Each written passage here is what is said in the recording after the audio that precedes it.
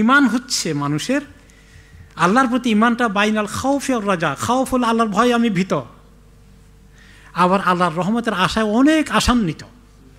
এই একদিকে ছুটা যাবে না, একদম ভয়, কোনো আশা নাই আমার, সব শেষ, হতাশ হয়ে গেছি, এটাও আল ইয়াসু মিনাশ শাইতান, এটা শয়তান থেকে আসবে।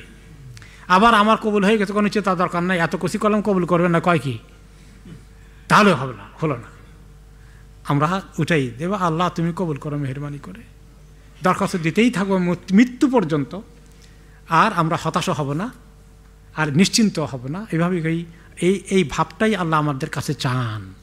বন্ধু যেন আল্লাহর কাছে একদম ফকির হয়ে থাকে, তার দয়ার মুখাপেক্ষী হয়ে সে যেন মরে যায়, যে আল্লাহ আমার আসলে কোনো আশা, কবুল না করলে এগুলো কোনো কাজে লাগবে না, তুমি দয়া করে ভিক্ষা দাও, যদি আমাকে কবুল করো, মাফ করে দাও।